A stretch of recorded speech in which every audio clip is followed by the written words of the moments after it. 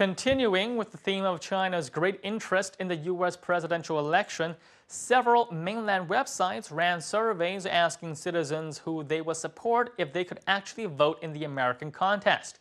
And in keeping with the example of similar polls conducted in Europe, Africa, and other parts of Asia, 80% of the internet users who responded indicated a preference for Barack Obama.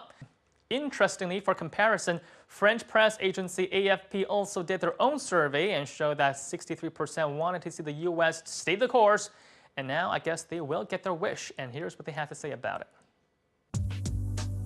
All right, I'm glad Obama won. At least he won't label China as a currency manipulator.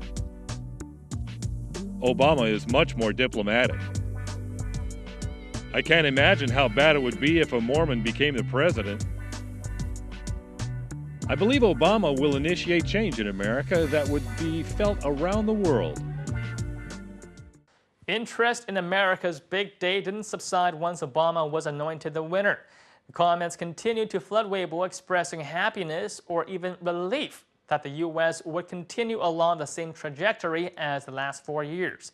Now, other posters elaborated on the reasons they were setting aside time to follow a political process playing out on the other side of the Pacific Ocean. And some especially intrepid bloggers decided to just take their question on this issue to the streets. And here's what they come up with. Mitt Romney has a harder stance on China, so I think Chinese people like Barack Obama more. There are reasonable components in their election system, like allowing most people to participate. But the problem is that the American system wastes too much money. Copying the U.S. electoral system may cause some technical problems in China, yet ones we should deal with, otherwise we cannot realize greater democracy. And finally, several internet users asked why Chinese Americans apparently tend to vote in lower numbers than other ethnic groups. Now, one of the most frequently cited answers was that they're too busy working hard to fulfill their dreams.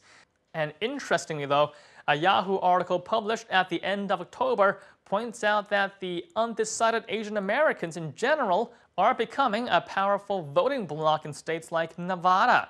So according to this data, trends may be starting to change. Let's check out the video and see what people had to say about it.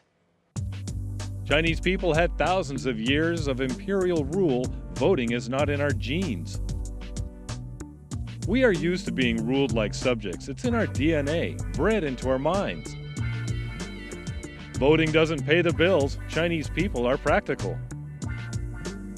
Voting is a concept new to Chinese people. Even when we immigrate to America, we still feel like politics is too far away.